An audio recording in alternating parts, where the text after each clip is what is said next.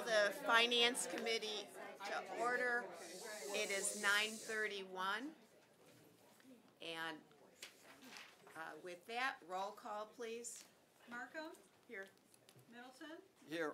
Quarles? Here. McGillivray? Cowell? Oh, McGillivray is excused. Okay, absent with notice, McGillivray is, and Cowell is here. Miller? Here.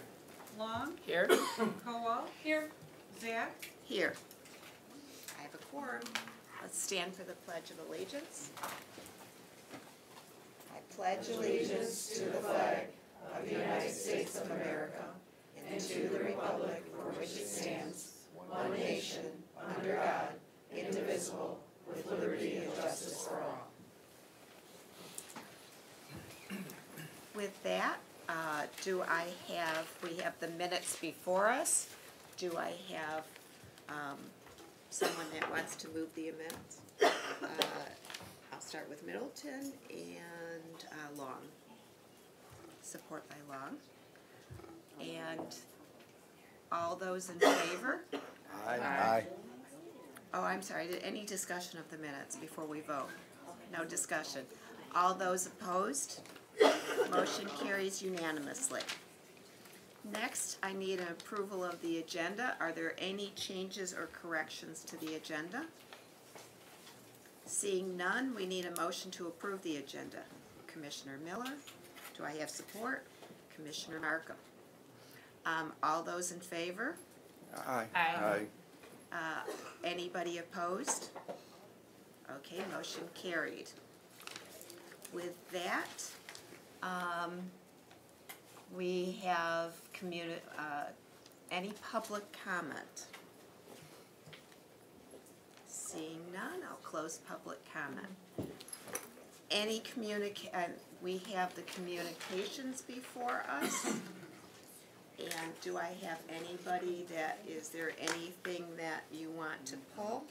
No, I'll move them all. Okay. A through E. Commissioner Long, and do I have support? Commissioner Cowell. Some discussion on communications? Okay. With that, all those in favor? Aye. Aye. Aye. Anybody opposed? Motion carries unanimously. Now we will move on to the regular agenda, and we have first item, Corporation Council Fiscal Year 2019 Michigan Indigent Defense Commission Grant Program Acceptance. And we have Malcolm Brown and Marianne, is it?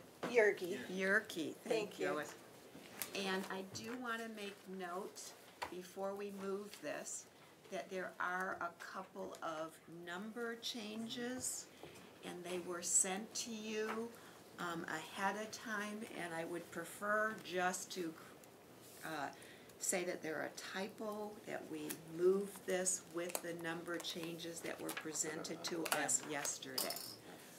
Anybody want me to go over those number changes? Okay, so I need a motion, please. Cowell, support Miller. So, it's your show. Okay. Thank you. Good morning, Commissioners. I am Malcolm Brown. I'm a Deputy County Executive, and I'm the manager of the Indigent Defense Project for Oakland County. With me here this morning is Marianne Yerke, Senior Corporation Counsel, who has been great assistance in moving this project forward and has put in a great deal of work on this project.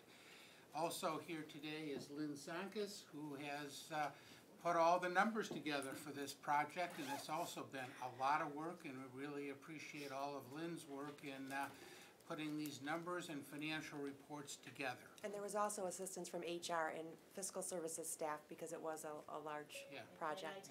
And IT, correct? Yes, a collaborative project. Yeah, this really shouldn't be Corporation Council, it should be multi-department, but so be it. Why are we here today? We're here today because we need your approval and want your approval on the grant contract between the state of Michigan and the MIDC and Laura and Oakland County to get a grant from the state of Michigan in the amount of $4.9 million. This grant amount, together with our local share, which is the money that we have spent every year on indigent defense, it's an average, and that's $4.8 million, together with another $480,000 we will get from reimbursements from various district courts in this county, will give us $7.2 million, which we will use to implement the new standards that are proposed by the Indigent Defense Commission to improve indigent defense in this county. So I do want to just clarify that our local share is $1.8 million. 1.8 million. Yeah. We're at 4.9 million the grant, 1.8 million for our local share, and about 480 in reimbursements. The grant contract is your first document. That is a 12-page document that we've spent quite a bit of time negotiating with the Michigan Indigent Defense Commission. It sets forth what monies we will get, when we will get them, and what we need to do with the monies, and what we will report back to the MIDC as to how we spent the money and when we spent the money. Attached to the grant contract, as Attachment A, is a document called Updated Third Compliance Plan Narrative.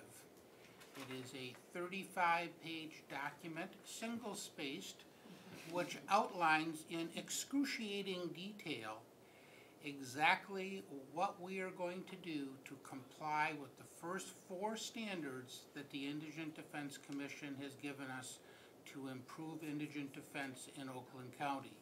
It is basically a step-by-step, brick-by-brick outline of what we're going to do with the money to improve indigent defense in Oakland County.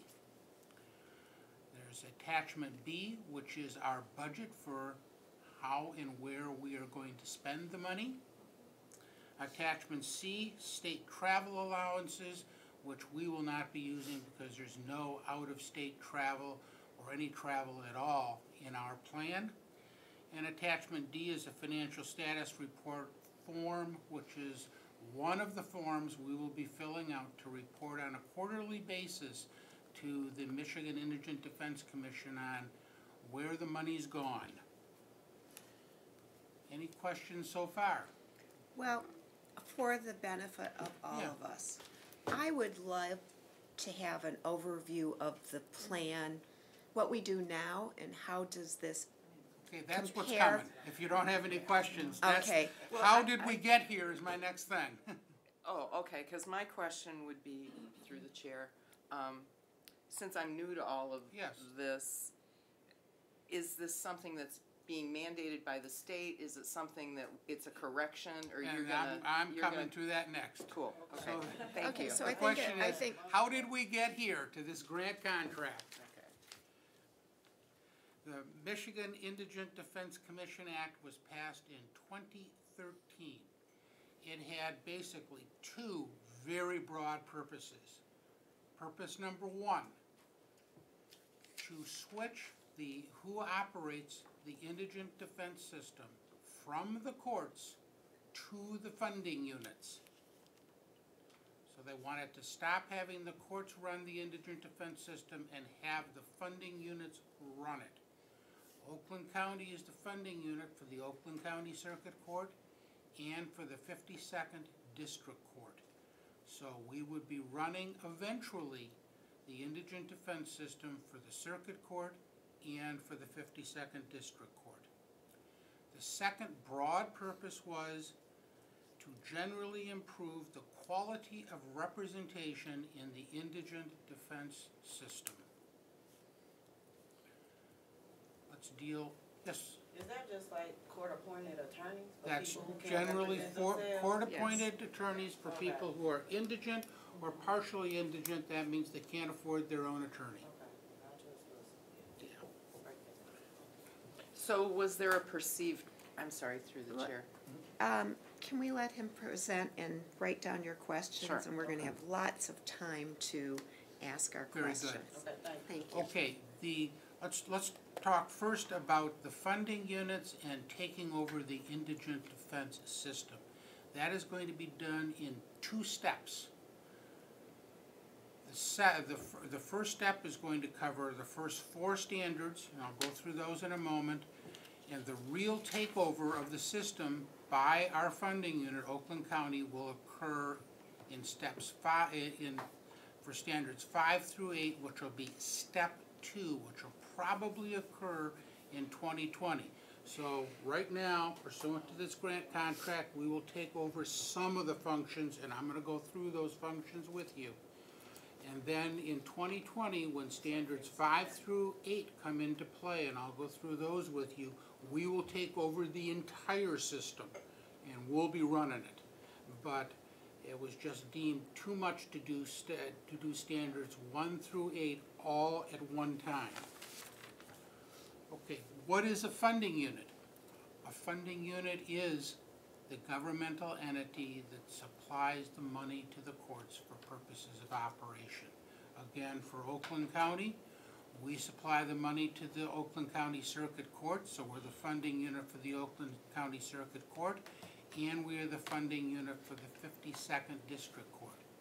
Every county government is the funding unit for the circuit court they have in their county. The district courts work a little differently. There are 3 types of district courts. There's a first-class district court, which means that there's 1 district court for the entire county, and the county is the funding unit. Good example is Genesee County. They have the 67th District Court, and that's all they have there, and the county funds the 67th District Court, and they have branches in 6 cities in Genesee County. But Genesee County's the funding unit, and eventually they'll be the funding unit for that whole, they'll run that whole system, not only for the Genesee County Circuit Court, but for the district courts. You also have second-class district courts. The 52nd District Court is a second-class district court and really means nothing more than we are a county that has 2 types of courts, second class and third class. And as far as the second-class district courts, the county is the funding unit. We have a lot of third-class district courts in Oakland County, mostly on the south end of the county. Example, Commissioner Quarles, Southfield, the 46th District Court. Southfield is the funding unit for the 46th District Court. Commissioner Powell, 50th District Court, that's Pontiac. Pontiac is the funding unit for the 50th District Court. Commissioner Zach, I think it's Oak Park, Huntington Woods, Pleasant Ridge, and Royal Oak Township. And also I represent Ferndale. Yeah, the well, 40B. that's, the first 4 are the 45th District Court, and Ferndale is, I think, 43B. But those communities are the funding units for those courts. So Oakland County is a mixed county, second-class district courts and third-class district courts. You also have some counties that are not the funding units for any district court. Prime example is Wayne County. There are no first-class, Wayne County is not a first-class district court, and there are no district courts in all of Wayne County for which Wayne County is the funding unit. It is made up 100% of third-class district courts. Each local municipality funds the district court. The 52nd District Court is one of the largest district court systems in the state. I think we're second. The only one bigger than us is the City of Detroit, which is the 36th District Court. The 52nd District Court covers, and I've said this before, we've got some new commissioners here though, 75% of the land mass of Oakland County and has 48% of the population. 52nd District Court services 590,000 residents of Oakland County. To show you the magnitude, Genesee County, which I referred to, they have the 67th District Court. Genesee County's population is about 440,000. So the 52nd District Court is bigger than the district court system in Genesee County. So it's a big system that we will eventually be running when you talk about both Oakland Circuit and the 52nd District Court. When you're also considering the enhancements to the system, it's going to be a large job and a large project. Okay, what improvements are there going to be to the criminal justice system as far as indigent defense is concerned? We're dealing with now the first 4 standards. Those standards are continuing legal education, that is, what education, continuing legal education, are the attorneys who want to represent indigents in our system going to have every year to continue to represent indigents in Oakland County. The number of credits is 12, and I'll get into a little more detail in a moment. Second standard is the initial client interview. This means that after a defendant is arraigned, he is assigned an attorney. That attorney must meet with that client. If the client is in jail, within 3 business days. If not in jail, in a reasonable period of time, he must contact the defendant and arrange for a meeting. He will now be paid for the meeting. He was not paid in Oakland County. They were not paid for the meeting. So they're going to be paid for the meeting. Third standard is use of experts and investigators in defending an indigent. And the fourth standard, and the most expensive standard we have, and the most complicated standard we have, and that is they're going to require an attorney at every arraignment of an indigent. We had never had attorneys at arraignments previously, unless you retained your own. You got your attorney assignment after the arraignment. So now we're going to have attorneys at every arraignment. Okay, let's talk a little more about the individual standards. The first standard, continuing legal education. How are we going to meet that standard? What we have done, and Mary Ann and I came up with what we think was a really good idea. We contacted all of the district courts, that is the third-class district courts in Oakland County.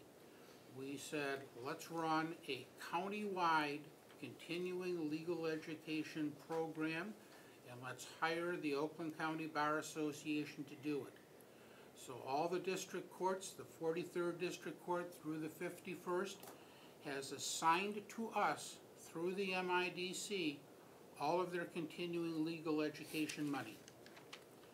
We have now gone, and you will see an interlocal agreement that will support this very soon, to the Oakland County Bar Association. We negotiated with them a contract under which they will be given $175,000 a year to run the continuing legal education program in Oakland County.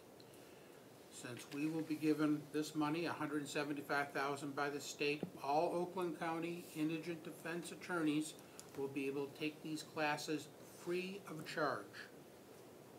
The Oakland County Bar will get the programming, get the speakers, run the programs, make sure they are compliant with the Indigent Defense Commission standards. They will keep track of all the credits earned by the attorneys so that the funding units don't have to. They will report to us on the credits earned, and they will report to the state of Michigan on the credits earned, which takes an administrative burden off of us. And again, you will be seeing an interlocal agreement between Oakland County and the 43rd through the 51st District Courts, or their funding units, supporting this program. And Mary Ann has drafted the contract, and we should have it, I think we're scheduled for the meeting in mid-April to get that contract approved. So that's how we're going to operate the continuing legal education program.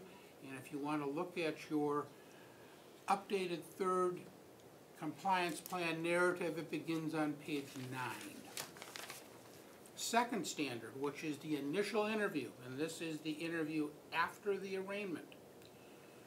We are required to do 2 things. Make sure that the attorneys who are assigned to defend an indigent have an initial interview with that client, and we've arranged to have that done. When you submit your bill, there's going to be a little box you're going to check, and you're going to sign the bill that you've done this. You've had this initial interview, and when you had the initial interview. And if it's somebody that's in the Oakland County Jail, 3 business days, you must meet with them outside. You're out on bond, personal recognizance, then you just need to contact the defendant and set up a meeting as soon as reasonably possible. The second part of this initial interview process is we must have confidential meeting space available for these meetings. A lot of them should take place in the lawyer office of somebody that's not in jail, but somebody who is in jail, we have to have sufficient confidential meeting space in the Oakland County Jail for these meetings to occur. Thankfully, we're pretty good on this, but in the women's section, we need to build 2 confidential meeting rooms because we just don't have enough space there. That is a project that will cost about $100,000 and will launch as soon as we get the money from the state. We will build 2 confidential meeting rooms in the jail. As far as the courthouse in the basement, when the prisoners come from the jail through our underground tunnel to the courthouse, there needs to be a couple of meeting rooms there, and so in the basement of the jail we need to build out 2 confidential meeting rooms. And then on each floor of our courthouse we're going to need a confidential meeting room. We don't need to build them out. Art Holsworth from Facilities and Operations located a room on each floor that we can designate as a confidential meeting room. So there's no build out, but we're going to need to buy furniture. So that cost is in there. And so that's how we'll meet Standard 2. Standard 3, experts and investigators. We have set aside $100,000 in the first compliance plan for experts and investigators. $60,000 for the experts, $40,000 for the investigators. Our average from 2010 through 2012 was about $30,000 a year. It went up to $34,000 or $35,000 a year from 14 to 16. But we think that once this standard is made well known to the defense bar, we're going to get a lot more requests for experts and investigators, so we quadrupled the budget with the approval of the MIDC. So it's $100,000, and we think it may not happen that we'll use that much in the first year. If we don't, the money will roll over, but we think eventually we'll be using that kind of money for experts and investigators. So that's what we budgeted. Initially, the judge will make a call on the experts. The system will make a call on the use of investigators. When we take over the system, we'll be ultimately making the call on both. Standard 4 is the attorneys at arraignment. This is a very complicated system because we do so many arraignments out of the jail. But let's start with our district courts. We're going to need attorneys every single day in every district court to handle the arraignments of indigents. 52nd District Court has 4 divisions. Division 1 is in Novi, Division 2 is in Clarkston, Division 3 is Rochester Hills, and Division 4 is Troy, covers Troy and Clarkston. We will have 2 indigent defense attorneys assigned every day, all day, in Novi, 1 in Clarkston, 1 in Troy, and 3 in Rochester Hills.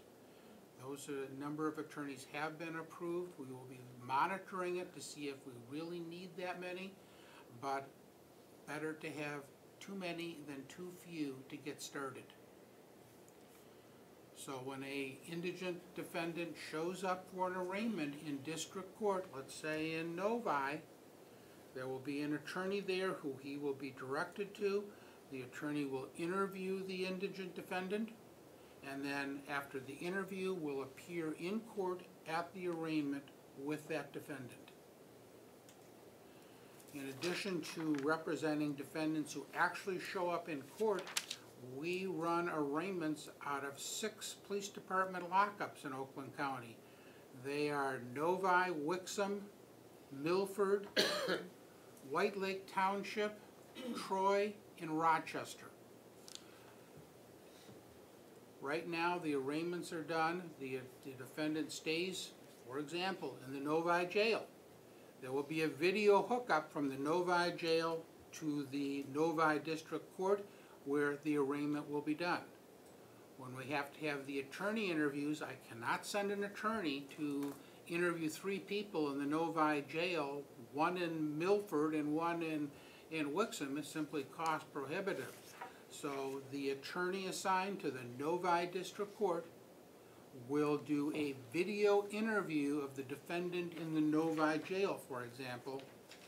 When he is done interviewing all the defendants in the Novi jail, he will then proceed to the Novi District Courthouse, where he will already be, because that's where he's going to do the video interview. He'll proceed to the courtroom.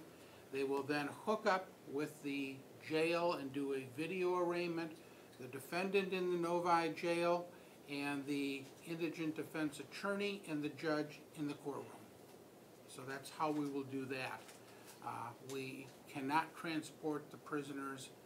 It's just cost prohibitive. We need buses and guards, and it's just too much for us to do.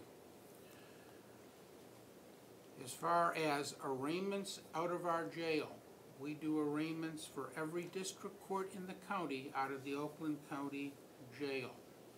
We do 12,000 to 13,000 video arraignments out of our jail every year, and that number has stayed pretty steady. Right now, the defendant who is in the Oakland County Jail will be escorted down to the video arraignment room. He is then put on video with the district court, and he is arraigned. Well, now we need lawyers. So we're going to have and we do arraign 24/7, Saturdays, Sundays, holidays, all of it. So we looked at some systems. We decided that to have Hazel Park, Ferndale, Southfield, Farmington Hills all send lawyers, because they're the funding units and have to pay for the lawyers, up to the jail, and then locate those prisoners and line them up with those lawyers was just going to be chaotic. So Oakland County is going to hire the lawyers, and we're going to have 2 to 4 lawyers in the Oakland County Jail every day, 7 days a week, to interview prisoners in the jail and to appear at video arraignment with that prisoner. So the lawyers will show up between 7 and 8 in the morning. We will start the interviews. First, Community Corrections will interview the defendant. Then the attorneys will interview the defendant, get them ready for the arraignment. And then when that particular court's arraignments are called, the attorney will appear at the arraignment with the defendant. Example, Pontiac is generally the first call on video arraignments. They will kick off at 8:30 in the morning, and so one of the attorneys or 2 will be assigned to interview the defendants in our jail from Pontiac.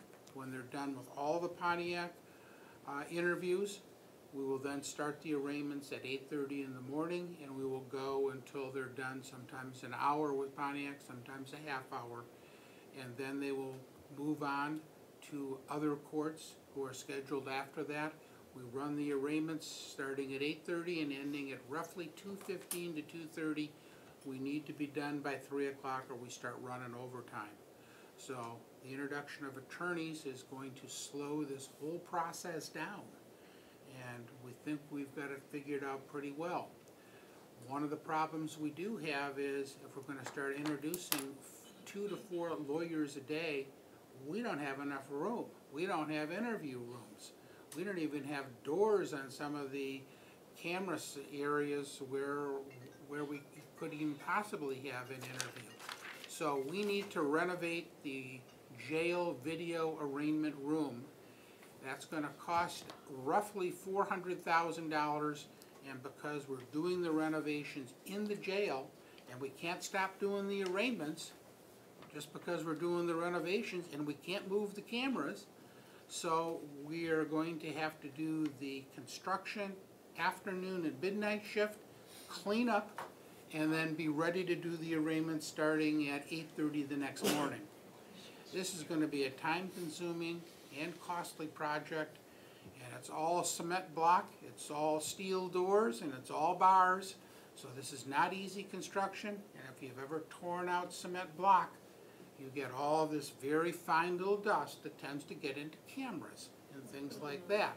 So this is gonna be a big project. We're estimating 6 to 9 months to get the jail video arraignment room redone.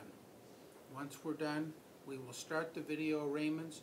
We have told the Indigent Defense Commission we will not have the attorneys present for the arraignments until the room is renovated.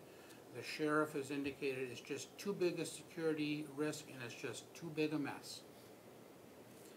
So that's how we're going to do it. Now, for the third-class district courts in Oakland County, they're going to be reimbursing the county for the cost of the arraignment. So, for example, Pontiac, they may have 30 arraignments a day, 20 arraignments a day. They will pay us or reimburse us so much an arraignment. The cost looks about to be $60 to $70 per arraignment. They will reimburse us for the cost of equipment and mostly for the cost of the attorneys because we're going to be providing them. Obviously, if there are arraignments for the 52nd District Court, that's our cost anyway. So we will be arraigned. We will be reimbursed for that, sorry. But now we should clarify that all the district courts are getting a grant from MIDC. Yes, the district courts are, that's in their budget. So 50th District Court has a number in their budget for the cost of the arraignments and to reimburse us. Thank you. So for the attorneys we will be supplying to the 52nd District Court, it looks like the price tag is right around $875,000 for the 4 courts. For the jail, looks like about $650,000 minus our reimbursement. And the jail renovation will be $400,000. So that's how we're going to operate the arraignment system. Once this is in place and is running, and once standards 5 through 8 are approved, we will then start working on standards 5 through 8. Standard 5 is where we take over. Standard 5 is called judicial independence, which means they become independent of the indigent defense system and we take over. The other standards deal with attorney compensation, which is going up significantly and will be a major cost.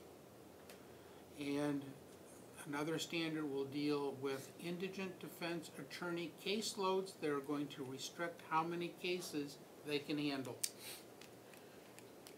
The number appears to be reasonably high, but this could cause some problems in that some attorneys may opt out of the system rather than limit their caseload. Because a lot of the defense attorneys do both private practice and indigent defense, and I'm a little concerned with this in that when we get into capital felonies, we need the more experienced lawyers. They're the ones that are probably going to be the most resistant to limiting their caseloads. So that's how our system is going to work for our first 4 standards, and Mary Ann and Lynn and I are ready for any questions if you have them.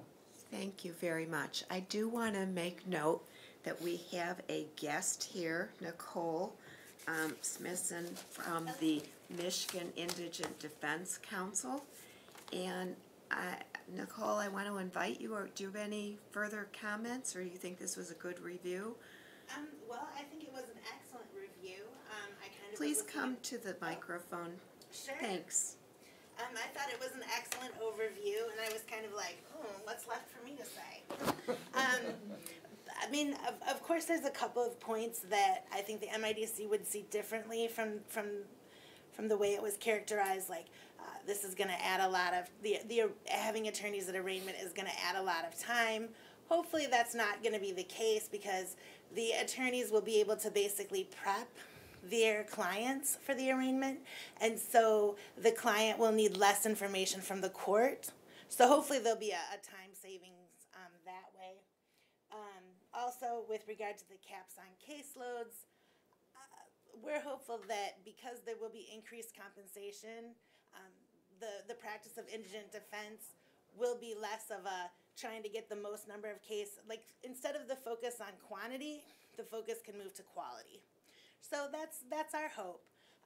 Does anyone have any questions for me? Okay, so Or hold if any you will questions? sit up there, Yes. we'll just have our Okay. panel of people up here. And I see Commissioner Powell, and I will start keeping a list of those that want to speak. You want to begin? So when you said keep a cap, what was the current cap for the attorneys now with the cases?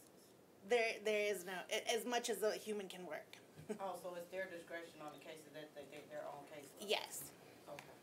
And so they get to choose the cases that they wanna present as well, or do y'all have some systems in place where you give them different cases to represent? The system right now is you are assigned cases, and you are allowed so many refusals, and then either you're taken off the list or you go to the bottom of the list as far as new assignments are concerned. Thank you. Other questions for our about the plan? Commissioner Markham? Thank you, Madam Chair. So the attorneys are going to work for the county or for the funding unit. They're actually paid by the county. Are they contracted? They're not county employees? They are not county That's- employees, they're independent attorneys who apply to be Indigent Defense Counsel. Right now, there is an order from, at least for the circuit court system, you have to apply, your application is reviewed, you have to do so much CLE every year, not 12 credits, but you have to do so much CLE a year to remain on the list. Okay. Kevin Offner is here from Oakland Circuit Court. Do you have anything to add to that, Kevin? And my other question is, what brought us here? I mean, why is the system changing so drastically? There were a number of reviews of the indigent defense system throughout the state of Michigan, and it was deemed that the indigent defense system in Michigan generally was inadequate and that defendants were suffering, and they passed this legislation under some threats of lawsuits by certain groups of attorneys also, I would add, and so they passed the legislation in 2013 to improve the system. Okay, thank you very much. Commissioner Powell, I'm going to allow first time, and then I'll come back to you. Commissioner Miller? Thank you, Madam Chair. I just had a few questions. I was reading, so for the commissioners, it's 36 on the side tab if you're in Adobe. It's the attorney contracts exempt from the competitive bid process. What contracts would that be? Well, we've got all these attorneys that are out there with whom, I mean, we have, even if it's a verbal agreement, there is an agreement as to, you know, you being in the system and you being selected and how much you're going to be paid and things like that. We're not looking to competitively bid all these contracts. We probably have right now in Oakland County at least 200, and I think for the circuit court and our district courts, at least 200 lawyers. Okay, Most of whom are solo practitioners. thank you. I do have a couple other questions, but I can, No, okay. you have the floor. And then on your, the detailed attachment A, I saw there was deletion of 2 articles. Okay, here's what's going on with the deletions. That's what I was, And explanation may be a little long, but we filed our initial compliance plan and cost analysis. One of the things we saw it is, if we're gonna require the defendants to have attorneys at arraignment, the prosecutor should be there. We want you to pay the prosecutor cost too, because as far as we're concerned, that's covered. We also asked for certain increased magistrate hours because, at least in some of our district courts, and particularly for our weekend arraignments, we thought we're gonna be using more magistrate hours. So we asked for increased magistrate hours. They denied that to us. And the only way that we can get that to a court for a determination, and we want a determination on that, is to go through a particular statutory process that is in the Indigent Defense Act. So we put it in our first compliance plan, they rejected it. We had to submit a second compliance plan, which we did. Had magistrate and prosecutor costs, they rejected that. You go through 3 compliance plans, and we did, and of course they rejected that as we knew they would, the magistrate and prosecutor costs each time. And then you get to, after you rejected 3 times, the commission sits down and they give you a compliance plan. Well, basically, we've worked out everything in advance, so they took our compliance plan, which we've been working with them on, and they simply deleted the prosecutor costs and the magistrate costs out of that. That's all that crossouts you Right. see are those things. We have already filed the lawsuit and we are in process of getting a determination. Thank you. And then just the last question, it's a 2-part, is when would the construction start on this? And then have you put the bid out already for it? The construction will be done by one of our 5 annual contractors. In other words, the county has contractors that, we bid general construction work every 5 years or every 8 years. There's usually, 5 years. Okay, Scott's here, good. Scott Guzzi. So everybody that wants to do construction work for Oakland County bids on it every 5 years.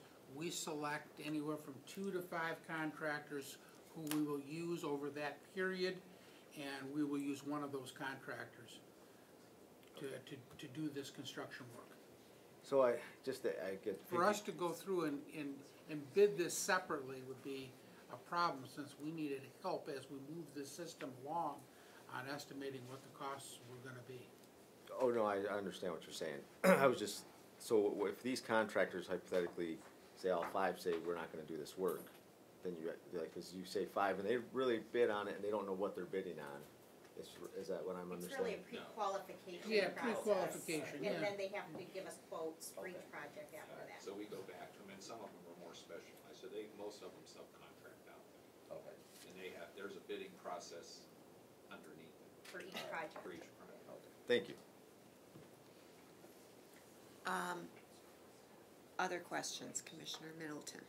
Yeah, the lawyers that are gonna be there at the arraignment that we're gonna hire in our jail, that's not gonna be the lawyer that'll be with that client all the way through then? No, that's It's just there's a impossible handoff. to do the assignment that early, so we'll have, as far as the jail, 2 to 4 lawyers show up every day, and then once they're through the arraignment and they're assigned to a particular district court, they will be assigned an attorney, who then must have the initial interview. Otherwise, if you showed up for arraignment, you could get 20 or 30 cases in a day. Yeah, so, okay. And actually, SCAO did a pilot project, it's called vertical representation, and they found it absolutely unwieldy. You can't have the arraignment attorney take the case all the way through. It's just impossible, because attorneys stopped taking all the cases, because they couldn't be in 5 courts at one time, for example. You know, if they're handling an arraignment in a jail, and then they have to be in this court on a certain day, and 2 hours later be in this court. And so SCAO really drove that decision to make arraignment-only attorneys a separate representation from the vertical attorney that will take the case all the way to trial. Okay. That's all I have. Thank you. Other questions? Commissioner Powell? When y'all had stated about, when y'all were talking about the construction process, and you stated that you'll have to do it at midnight, was that the one that's in the county jail? Yeah. Okay, It'll so, be either afternoons or midnights. My bet is gonna be afternoons. oh, so afternoons up until midnight. Yeah. So because of the loud noise and everything, not the inmates, they're gonna hear all of that, right? Some of it, they sure Okay. are. Okay. I mean, we do construction projects in the jail all the time, and, Okay. most of them we can do during the day, but, this one we cannot. Okay, thank you. I have some questions to ask you. So our arraignment-only attorneys, are we going to put out some type of bid process? How are we gonna select those arraignment-only attorneys? Right now, they're, if they wanna do that, they sign up, and as long as they're qualified through the Oakland County through the Oakland County Circuit Court or some other court, we're gonna be using them. So right now, we have, Kevin Offner in Circuit Court has a list of attorneys that are qualified to represent indigents. We'll be asking people on that list. And every district court judge in the 52nd District Court at this time has their own list of attorneys they use in their courtrooms, and we're gonna be taking all those attorneys also and picking from that list. Now, the second class or the third class district courts, and we're gonna be doing the arraignments for them, are they getting money from the MIDC to pay for those arraignments? In the jail they are, and then they will get their own money for their own arraignments where the defendant is physically present in the 45th District Court, for example. Okay, and then do we still have some disagreements and contention that we are negotiating with the MIDC? Obviously, we disagree on the prosecutors, but are there other issues that we still haven't resolved? As far as the grant contract and the kickoff for compliance with standards 1 through 4, no. There are 2 pending lawsuits. One I just described over the prosecutor and magistrate costs, and we have certain constitutional challenges to the Michigan Indigent Defense Commission Act, which has also been filed, and that's in progress. Right now, I believe leave to appeal is pending in front of the Michigan Supreme Court. It's been pending since about mid to late September. We've not heard from them. And when they get to decide it, they'll decide whether they're gonna hear it or not. If they don't hear it, the matter's over. Okay, so one is on the prosecutor bill, and then the other, Oakland County is challenging this Yes. whole. Can I address this? The first, we filed a lawsuit 2 years ago when they passed the amendments to the MIDC Act in 2017, requiring the county to take over what we legally determined was a court function. So it's really a separation of powers argument. That has winded its way through the courts. It's now, for lack of a better word, the county lost at the Court of Claims and the Court of Appeals, and now we're on leave to appeal. So that's the separation of powers argument. To be clear, the county prosecutor requested that we request the funds for the prosecutors at arraignment. Their position is that it violates professional standards of attorneys as well as judicial canons of ethics to have defense attorneys appearing without prosecutors. Our chief judges are very concerned if prosecutors aren't there, that their pretrial dockets are going to explode, that there's no way to resolve these cases without prosecutors at the arraignment. So at least in the 52nd District Courts, we're going to try to, the chief judges are going to try to marry the arraignments and the pretrials on the same day so they can be assured a prosecutor will be there. What happens in the non-52 district courts, I'm not sure what's going to happen. But there is a concern by some of the judges that it will increase the pretrial dockets. To that end, we put the prosecutors in our plan because it was requested by the county prosecutor that we do that.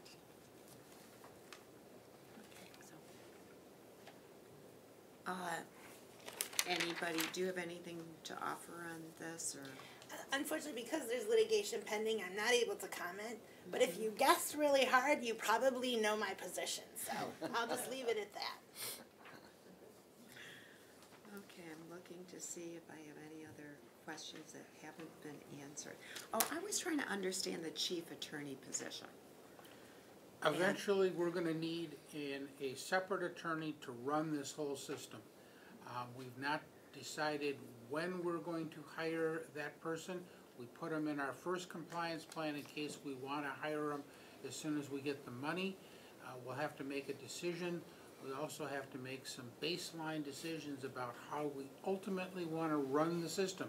Do we wanna continue to use a managed attorney system like we're using now, where various attorneys out in the community, they have their own practices, are also indigent defense attorneys?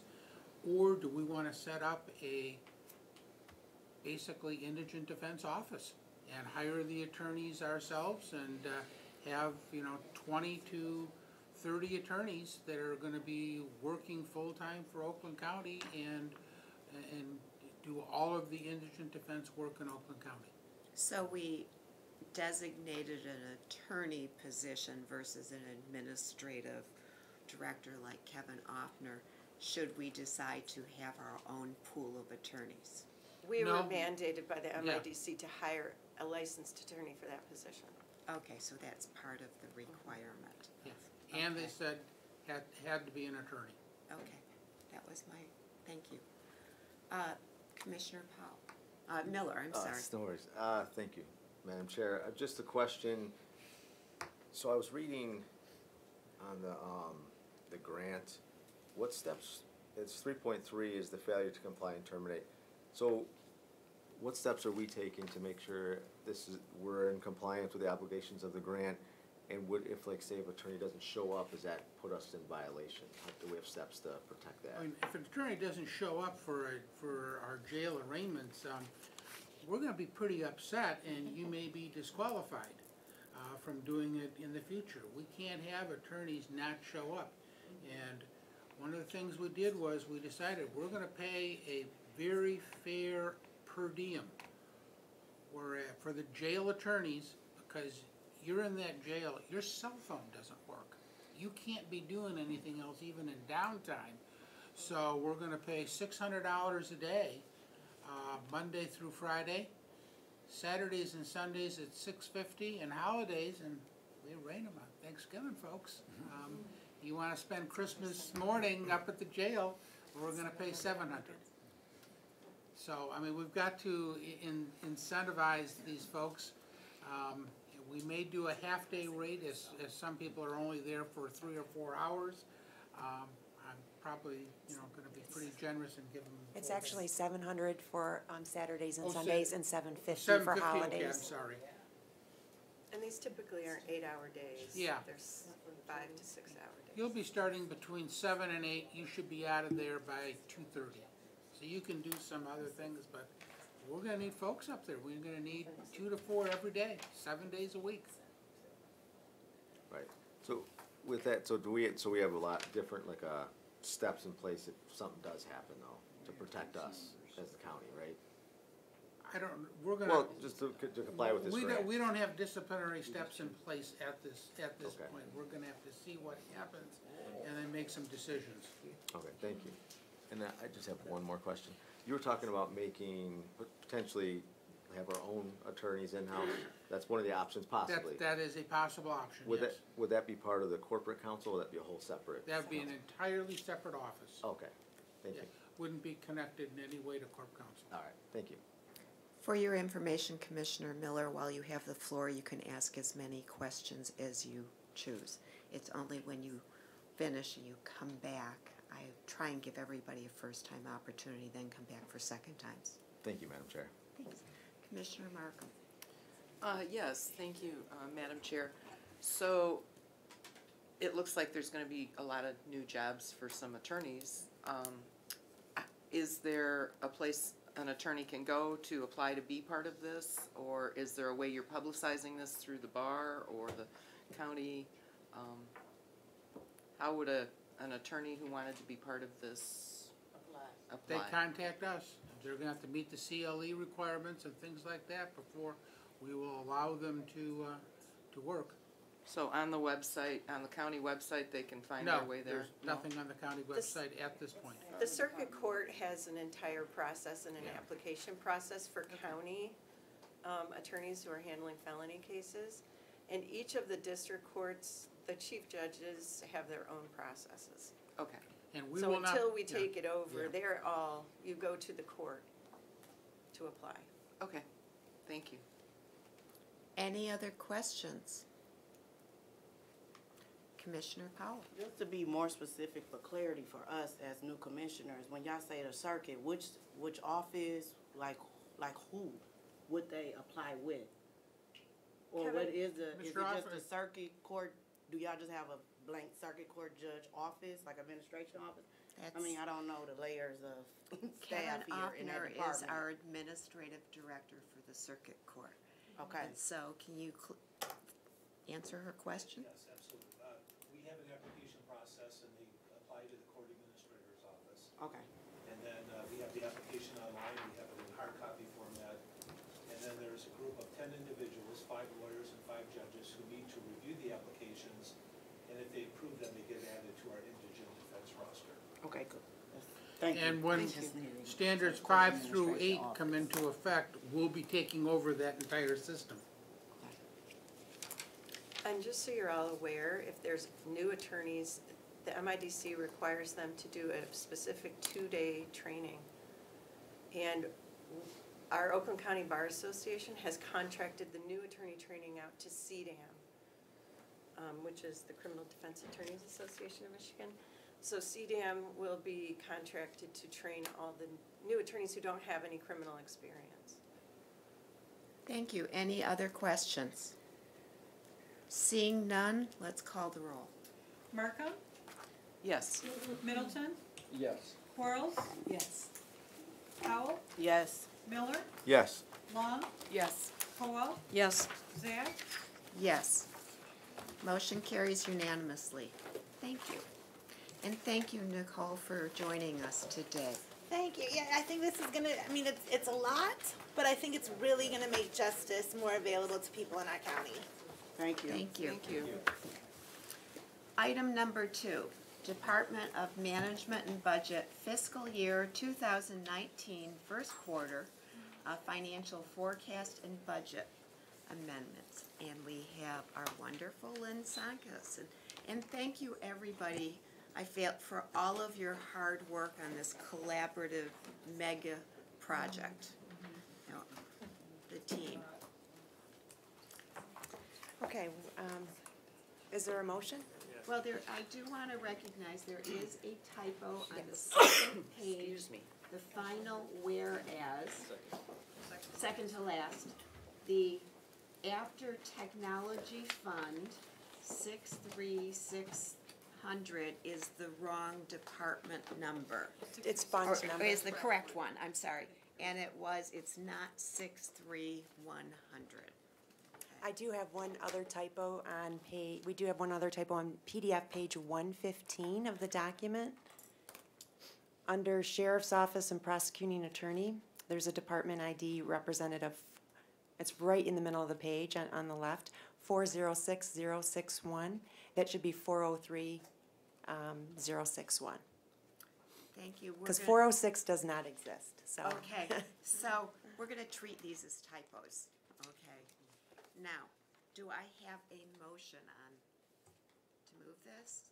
Commissioner Long, support, I saw Commissioner Miller's hand first. Okay, Okay, with me I have Holly Conforti. I also have Ebru Adoglu Jones and Kim Algrable who work. This is a large effort that's put together by our financial analysts within the Fiscal Services Division. We do this on a quarterly basis to give the Board of Commissioners an idea of our financial forecast for the current fiscal year. So when your packet starts on page PDF 104, which is the resolution, the resolution goes step by step to each whereas statement, includes any type of budgetary amendment that we are asking to make with the quarterly forecast. So if you look at those whereas statements and you look at in the packet on PDF page starting on 113, there is a schedule of budget amendments. So the order of which the budget amendments are presented in Schedule A and Schedule B is the same order that's presented in the resolution itself. So Schedule A amendments represent general fund, general purpose departments, and Schedule B are for proprietary and special revenue funds. So most of these, there was nothing unusual with these amendments that were being presented. Most of them are budgetary amendments to move monies out of one line item into another line item, or from one program within the department, or one department within the overall department. So if you look back, and we can go through them individually, or you can, if there's certain ones that you want to talk about, but they, on Schedule A, you'll see most of the bottom line is zero. They're offsetting budgetary amendments. If you refer to PDF page 107, that starts out with the transmittal letter that accompanies this resolution. And it talks about our overall financial forecast for 2019. So for our budget, for the forecast for the first quarter, we are presenting a favorable variance of roughly $11.2 million. And that is made up of revenue favorability of roughly $817,000, and it's primarily made up of expenditure favorability in the amount of $10.4 million. So each department is controlled, the budget is controlled at the department level. So there's a department that may have multiple divisions, and then there's multiple line items, obviously, underneath that, those departments and divisions. A department can go over budget in a line item as long as their overall controllable categories met. And we control the budget at the personnel category, controllable operating, which would be contractual and any commodity type purchases, and internal support, which would be services that are provided from our internal service funds, such as motor pool fund operations, IT, radio communications, the building and liability insurance fund, etc. So again, if a department, and we see this from time to time, a line item might be exceeded, for example, maybe in office supplies, but then they have favorability within that same category of professional services. As long as they do not exceed it at the controllable category, they are meeting the requirements. So with some of these budget amendments that are presented in the first quarter forecast resolution, a lot of them are offsetting.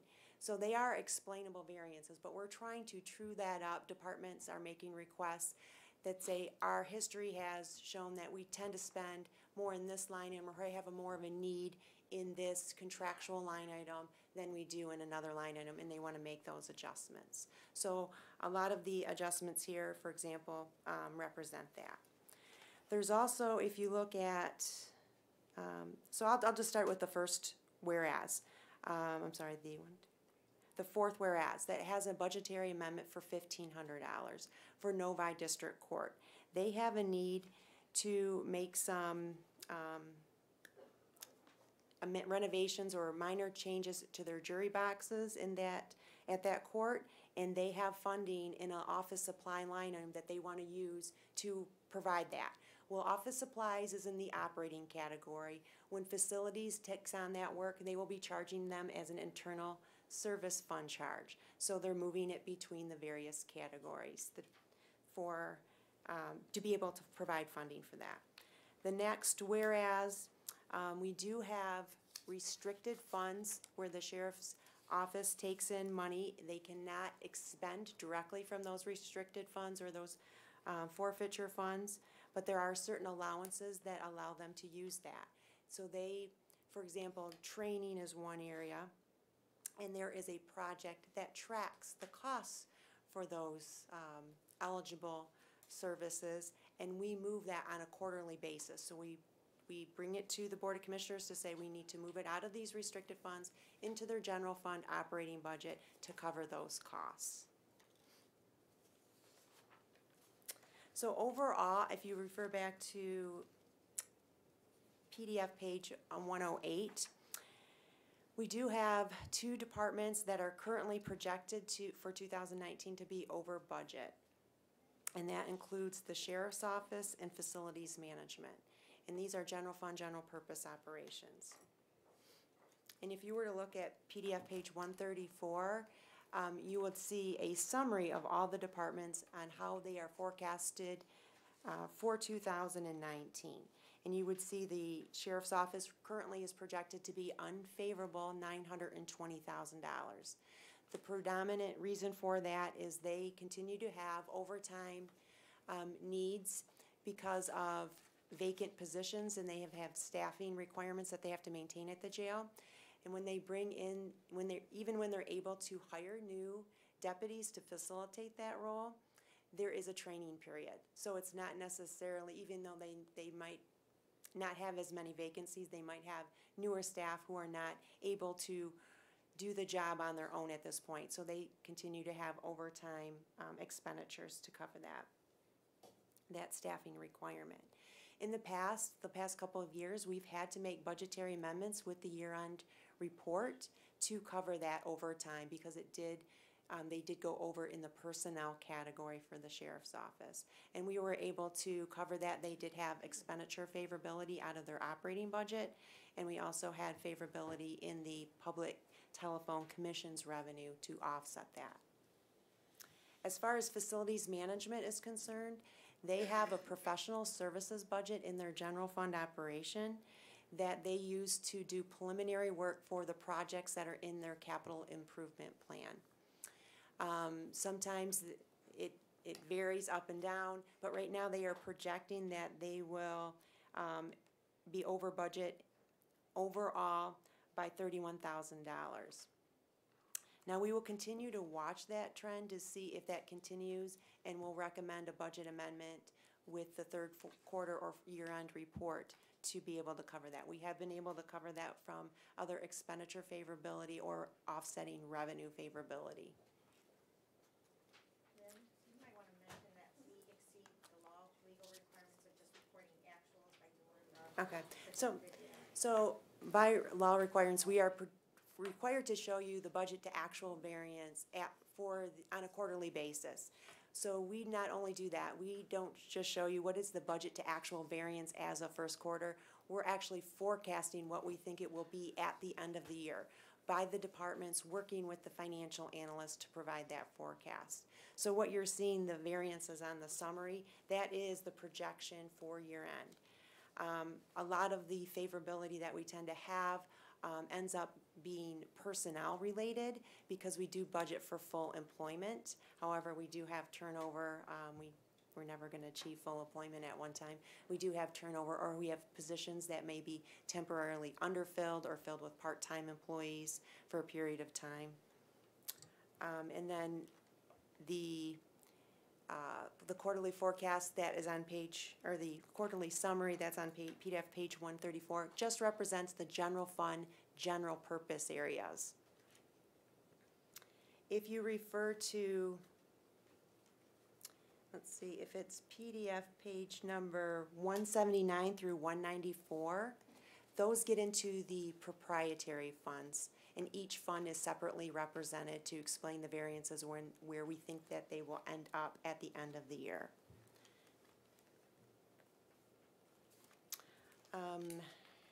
So what this resolution is doing is approving the inclusion of the budgetary amendments that are in Schedule A and B. And it also is, if you referred back to the resolution, it also is requesting approval for write-off of certain accounts receivable. And you will find that on page 106 of your resolution. So if you look at the PDF 106. PDF 106. Thank you. Mine aren't the same either. I think they're like 5 numbers off. Oh, okay. Yeah, because when you say like. Plus or minus.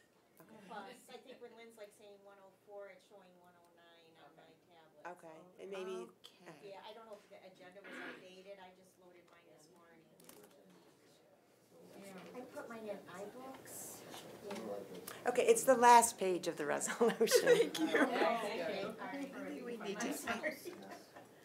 I mean, I looked at the PDF page numbers and that's where Yeah, but I I know got it's there's 111. confusion. I think it's That's why we're all 111. sitting here messing with Yeah. our computers. I think we need a universal download routing, that we are all using the same. So, I went to Adobe. No, yeah, I mean, that's the PDF page numbers I wrote down, but, so there are a number of write-offs that are requested, and these are included quarterly in the, resolution. Community Home and Improvement has roughly $88,000 worth of receivables. That document, the details for that document, I'm gonna tell you the PDF number, and hopefully it's right, but I'll say it's document page 89. So we have a document page number on there, and that will show you the detail of those adjustments. The next document, page number 90, there are some write-offs being requested for Parks and Recreation, totaling $130. And then from there, so those are the only two write-off items, and then we have donations that we need to administratively accept. So donations that fall under $10,000 and do not have an ongoing operating impact, we're able to do administratively, and we record those and report those in the quarterly forecast document. If it's over $10,000 for an individual donation, then we would bring a separate resolution to the board for formal acceptance in a separate resolution. So on document page 91 through 94, that represents all of the various donations that have been made for the Children's Village operation, which out of that total of $55,000, I want to say roughly $6,000 of that is in cash donations. Other items are noted individually or described in the document. And then Animal Control also receives donations, and those are on document pages 95 through 97. And they had donations in the amount of $10,024.40. And then finally, or I should say, we have two more. One for Parks and Recreation on document page number 98, totaling $7,283. And on page 99, the last page of your packet, it should be, it's a $1,000 donation to the Sheriff's Office in order to put towards their K-9 program in the purchase of body armor for the K-9 division. So there is a lot of information that's included in this packet. Each department and division meets with their financial analysts to go over the forecast and help provide the explanations of the variances. Those are contained in quite detail. You'll see, if I can just point to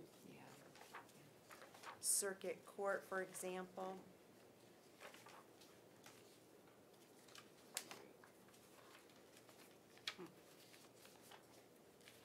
So if you look at document page number 35, each department is represented here, and it goes into not only, it provides the division amount at their personnel, operating, internal support, then it provides a total for the department, which in this case of Circuit Court would be on document page number 37. So for example, Circuit Court would show you their overall personnel favorability is roughly $1.3 million, operating favorability projected of $2.6 million, and internal support of $420,000. And each one of those divisions then has explanations as to why there is a variance. So, with that, do I have questions? Commissioner Miller. Thank you, Madam Chair. I just had, they're all the same questions but different pages, so Okay. it's document page 53, 57, and 67. They, just so everybody knows, it's the county exec, management and budget, economic development, community affairs. Every other document has the explanation if it was favorable, unfavorable. but those 3 pages, I was just wondering why that Okay, was so left you off. mean if there's no variance, if there's no variance projected, we don't provide an explanation, are you saying there's? Well, there is, so yeah. So if you go to document page 53, that's the first one. Is it the PDF or? It's the Unless you actual want off the page page number. numbers. Okay, Yeah. got it. That's actually for water resources? Let me see, I might Yeah, have wrote. there's no variance, if you look. I'm at sorry, the- 54. Okay. 54, that's my fault. I think, I might be, hold on.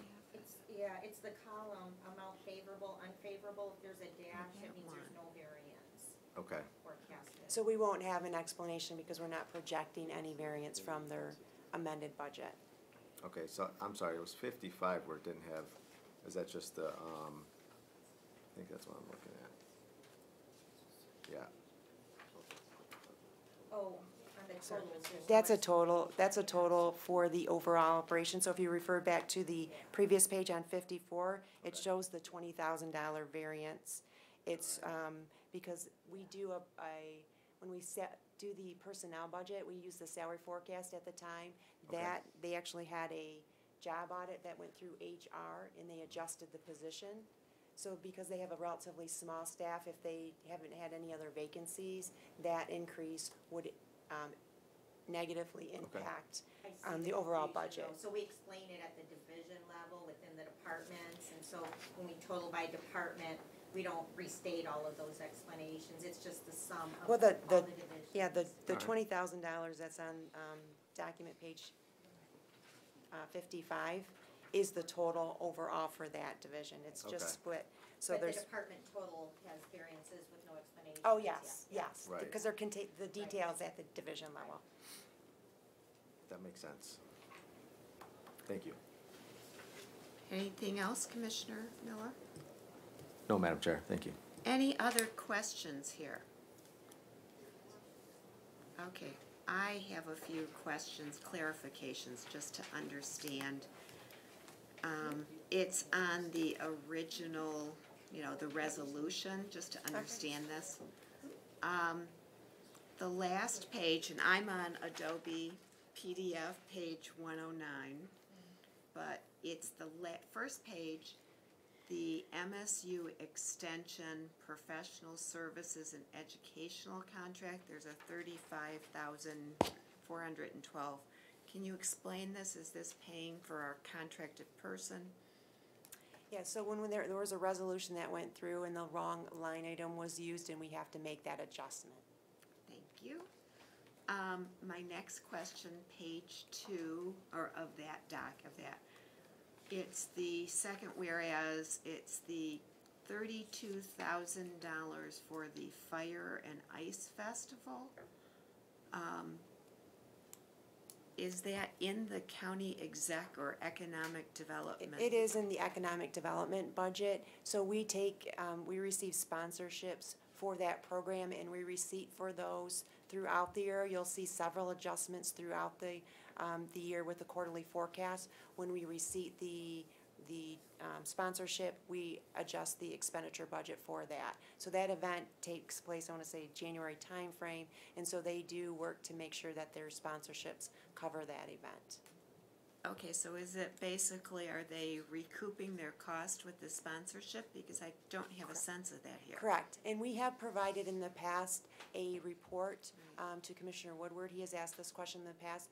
There is a separate program that we track that, so we'll be happy to update that and send it to you. I would so love you can to see the that. history of that. No, I would love to see that. And then going down a couple of whereases. Whereas a budget amendment of $209,000 is recommended for various general fund departments. This is on technology, friend Okay, of so- the court, and We have an information technology and IT operations internal support line item. And we do that allocation for the various departments. The financial analyst for the IT fund allocates those resources to the various funds. And we were finding that there was an adjustment needed because of the Corporation Council matter management system, where the budget wasn't necessarily aligned based on their usage. So overall, there's no change to the bottom line. It's reshifting information technology operations line item from one department or division to another. So you'll see that on Schedule A. It's last part of Schedule A on document page.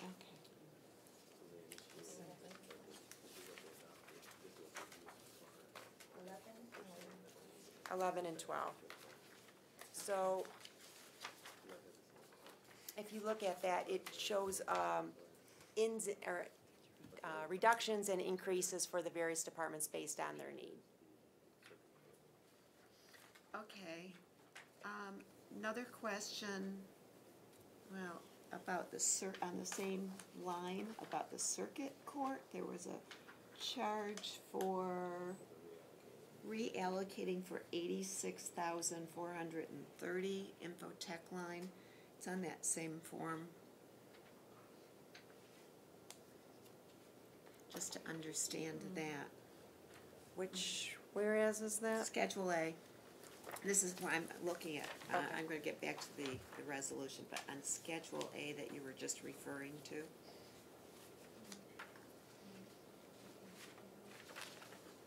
You're talking about the $86,000, $430? Just to understand what's going on there. Okay, so this is a comprehensive amendment on 11 and 12. So it's adding, primarily it was for matter management system, which is the Corporation Council. There's a licensing requirement for departments to have in order to be able to log their issues or requests for service into the system.